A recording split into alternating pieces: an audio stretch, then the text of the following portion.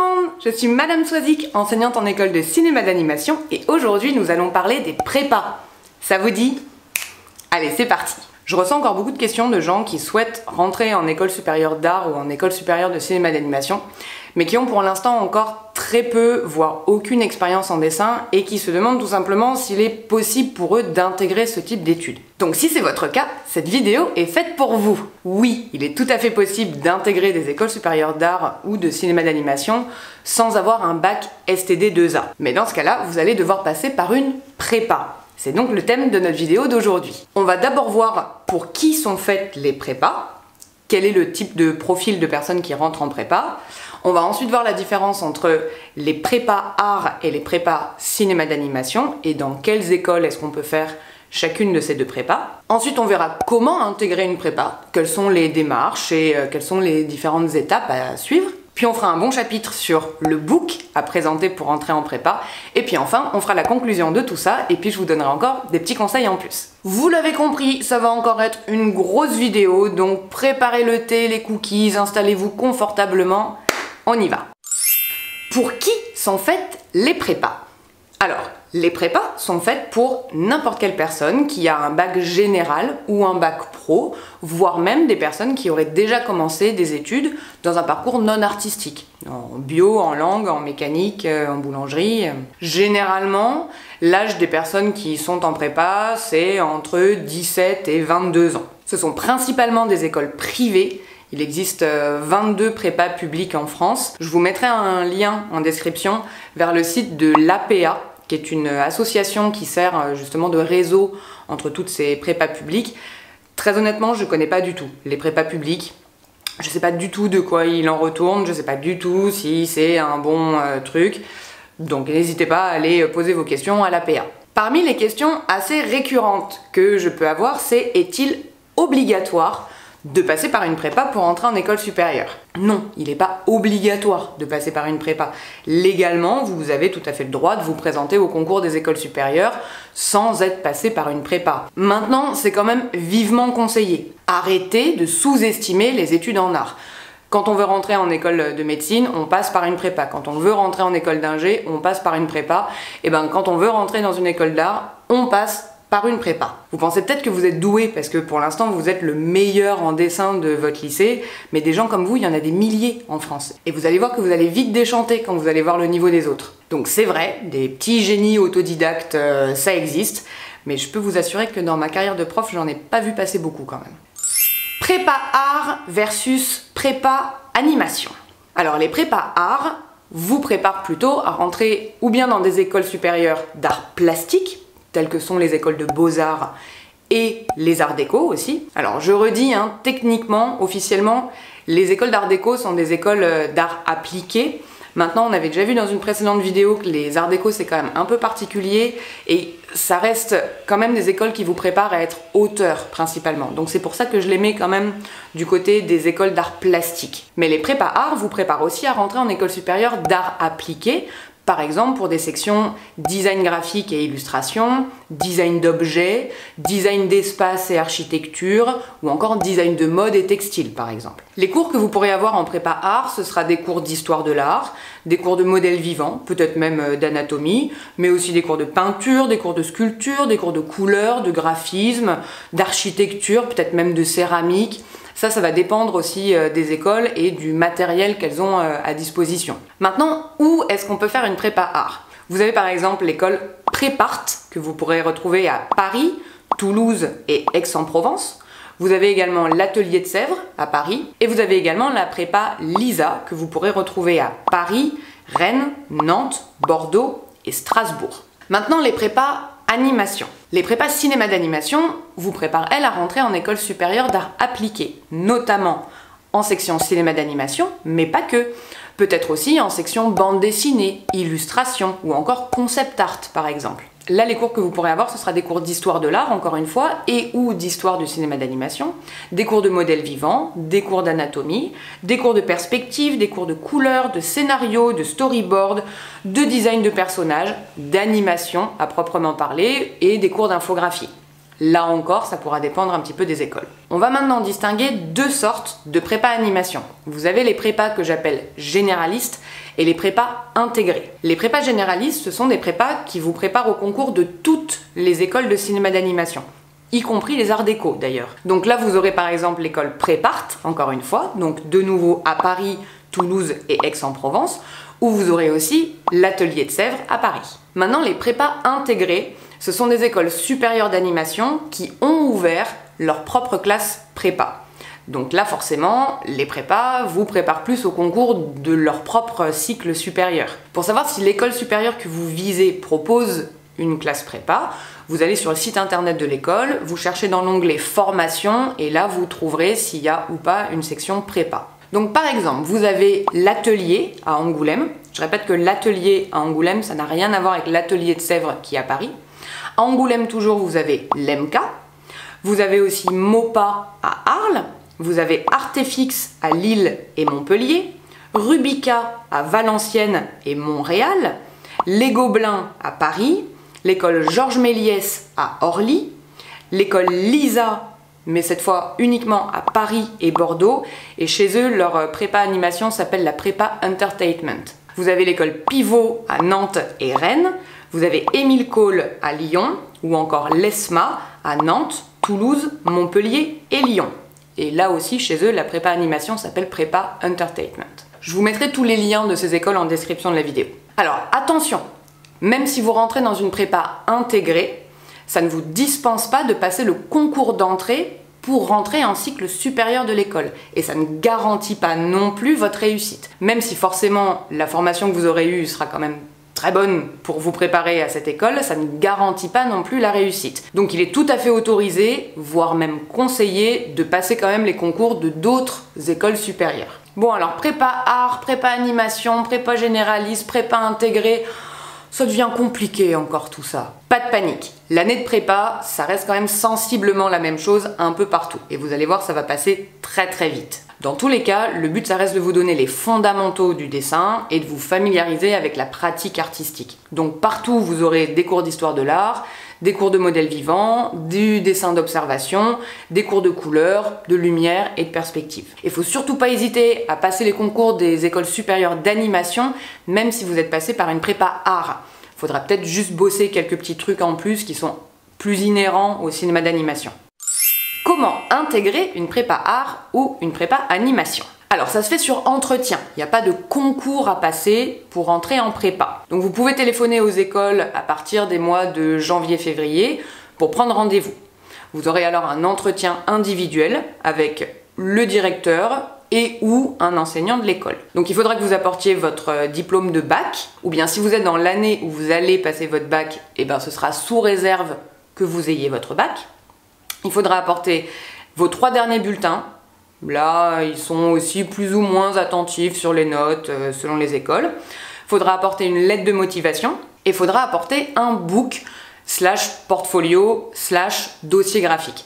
Vous laissez pas impressionner par le vocabulaire comme ça qui peut changer d'une école à l'autre. Un book, un portfolio, un dossier graphique, c'est la même chose. On va voir ça un peu plus en détail juste après. Les questions qu'on pourra vous poser à l'entretien, ce sera déjà pourquoi est-ce que vous voulez rentrer en prépa art ou en prépa cinéma d'animation? Quelles sont vos motivations? Qu'est-ce qui vous donne envie de poursuivre ce type d'études? Ensuite, on pourra vous demander comment est-ce que vous connaissez l'école. On pourra vous demander quels sont vos artistes de référence, quelles sont vos inspirations. On pourra aussi vous demander quels sont vos centres d'intérêt en dehors du dessin, ou de la peinture ou du cinéma. Donc typiquement, si vous faites du sport, de la danse, du théâtre, de la cuisine, de la couture, de la bio, encore une fois, des sciences humaines, l'ornithologie, tout ça, voilà. Et puis on va vous demander aussi quels sont les derniers films live, films d'animation, séries, expositions que vous avez pu voir. Dans certaines écoles, comme au Gobelins par exemple, le choix de rentrer en prépa ou en première année du cycle supérieur se fait après l'entretien. Alors c'est pas vous qui choisissez, mais c'est à la fin de votre entretien, les jurés vont décider en fait s'ils vous mettent en prépa ou s'ils vous mettent en première année. Si vous êtes admis, généralement vous avez la réponse dans les jours qui suivent ou dans la semaine qui suit. On vous demandera alors de faire un dépôt d'acompte, donc de déjà payer une partie des études, de manière à réserver votre place, parce qu'il y a beaucoup de demandes, et puis du coup il y a aussi beaucoup de désistements. Donc si vous êtes admis, on vous dira bah maintenant il faut payer si vous voulez réserver votre place. Il arrive assez souvent qu'il soit possible de faire les entretiens jusqu'au mois de septembre. Maintenant attention, hein, plus vous tardez et moins vous avez de chances d'avoir de place. Le book. Alors comme je disais, book, portfolio, dossier graphique, tout ça c'est la même chose. Et ce sera sensiblement la même chose quand même qu'il s'agisse d'une prépa art ou d'une prépa animation. On vous demande tout simplement de rapporter vos dessins originaux, soigneusement rangés dans un carton à dessin, et vos carnets de croquis. Au niveau prépa, on ne s'attend pas du tout à ce que vous présentiez un book mis en page et imprimé, comme ce sera le cas pour les écoles supérieures. Mais si vous savez le faire, n'hésitez pas à le faire. Alors, qu'est-ce que vous allez montrer? Vous pouvez montrer du dessin d'observation. Je répète, un dessin d'observation, c'est pas du dessin d'après photo. C'est du dessin d'après le réel. Hein. Vous êtes dehors et vous dessinez le réel. Ça peut être des architectures, ça peut être des gens en mouvement, ça peut être des portraits, ça peut être des animaux, ça peut être des objets, peu importe. Et surtout quand vous faites du dessin d'observation, travaillez bien la lumière. Essayez de ne pas juste travailler au trait de contour, mais de vraiment travailler les ombres et la lumière. Vous pourrez aussi montrer de l'illustration, vous pourrez montrer de la peinture. Si jamais vos peintures elles sont trop grandes pour être apportées sur place, il faudra alors faire de jolies photos et puis bien les imprimer, bien mettre en valeur vos peintures. Vous pouvez aussi montrer du travail en volume, comme du modelage, de la sculpture, mais aussi pourquoi pas d'une installation, des marionnettes. Là aussi c'est pareil, si votre travail est trop grand ou pas du tout pratique à apporter sur place, vous faites de jolies photos et vous les imprimez bien. Vous pouvez aussi montrer de la recherche design, design de personnages, d'accessoires, d'éléments de décor, tout ça. Vous pouvez aussi montrer de la photographie, bien imprimée, encore une fois. Vous pouvez montrer de la recherche de typographie, vous pouvez aussi montrer des études de plans de film, où vous montrez comment est-ce que vous étudiez le cadrage, la composition, la palette de couleurs, la lumière. Et puis s'il y a d'autres choses que vous avez envie de montrer de votre travail, montrez ce que vous avez envie de montrer. Au niveau prépa, on ne s'attend pas à ce que vous ayez déjà fait du dessin nu, mais vous pouvez quand même montrer du modèle vivant, habillé. Vous pouvez faire poser vos potes, vous pouvez dessiner les parents pendant qu'ils regardent le 20h à la télé.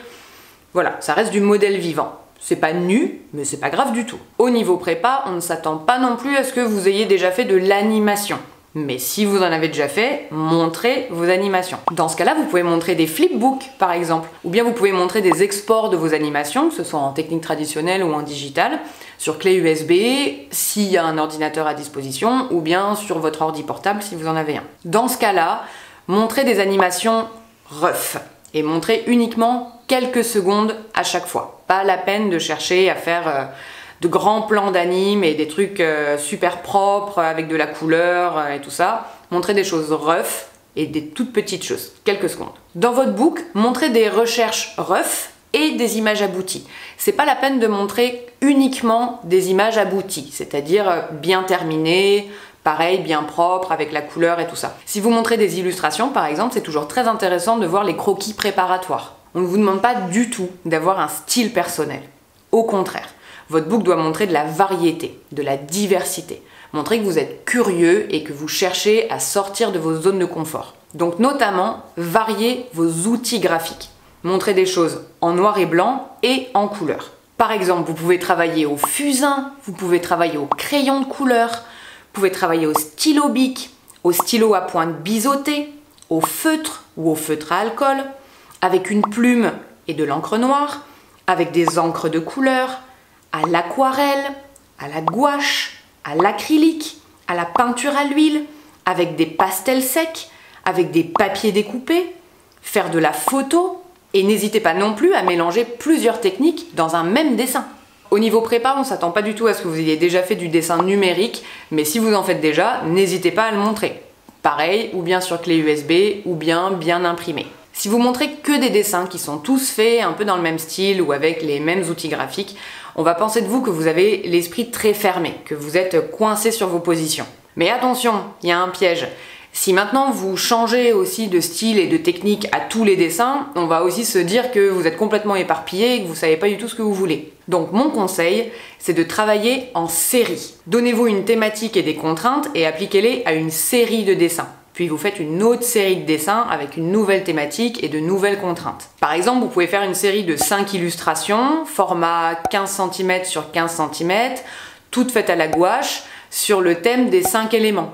Terre, eau, feu, air, et puis vous inventez le 5e élément. Ensuite, par exemple, vous pouvez faire une série de 9 personnages au feutre, noir et blanc et rose sur le thème du streetwear. Puis vous pouvez faire une série de 3 posters. Quand je dis poster, ça veut dire qu'il faut travailler et l'illustration et la typographie au format A4 portrait, en aplat sans trait de contour, sur le thème de la cuisine végétarienne par exemple. Et puis vous pouvez faire une série de photos, toutes faites avec un appareil jetable, en noir et blanc, sur le thème du bruit.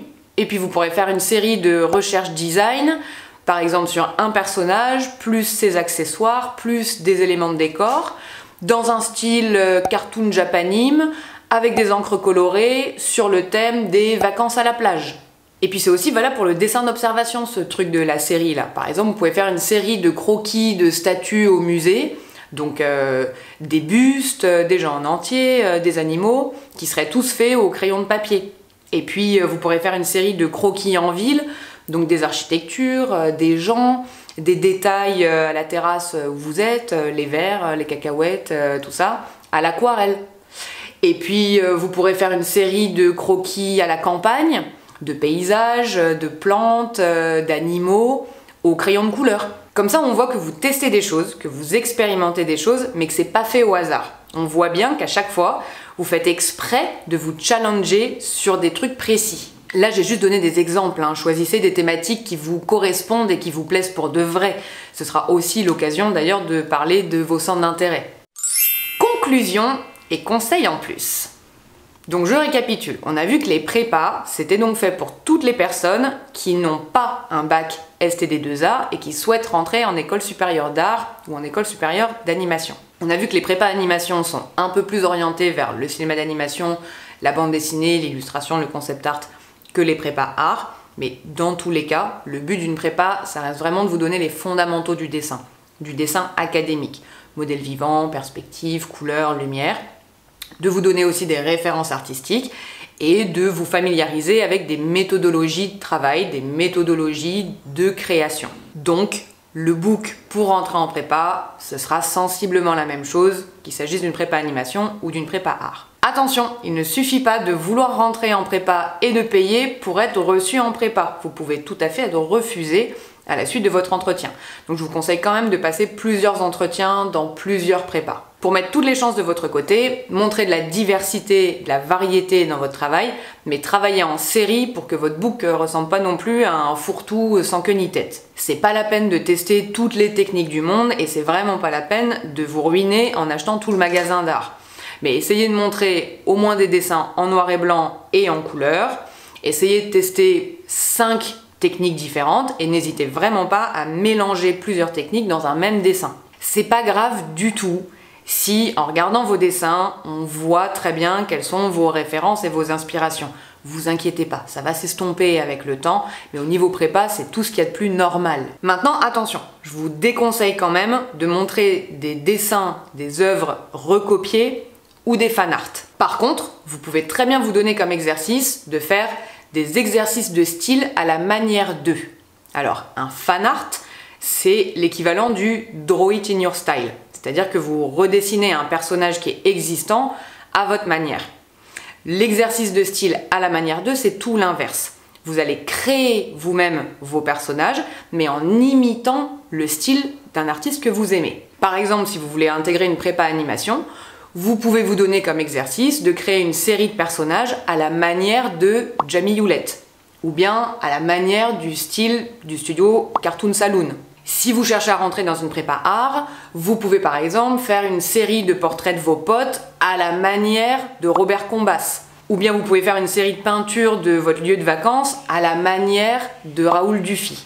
Et bien sûr, vous le dites au moment où vous présentez les dessins, vous dites bien que c'est un travail à la manière d'eux, histoire qu'on soit bien sûr quand même que vous n'êtes pas en train d'essayer de duper vos jurés. Et puis ce sera l'occasion justement, encore une fois, de parler des artistes qui vous inspirent. Ne cherchez pas à montrer que vous êtes fort en dessin, parce que vous l'êtes probablement pas. Mais cherchez à montrer que vous faites des choses à la hauteur de vos moyens et de vos capacités. Prenez exemple sur des artistes qui travaillent avec des moyens limités. Et puis si vous ne l'avez pas encore vu, je vous invite à aller regarder la vidéo que j'ai faite sur le style et le talent Je vous mets le lien en description. Merci à tous ceux qui sont arrivés jusqu'à la fin de ce cours. Cette fois, vous allez me mettre un petit emoji poussin pour que je vous reconnaisse. N'hésitez pas à liker, voire à partager la vidéo si elle vous était utile. Et n'hésitez pas à partager votre expérience ou à poser vos questions en commentaire. Et moi, je vous dis à la prochaine pour une nouvelle vidéo. Ciao, ciao!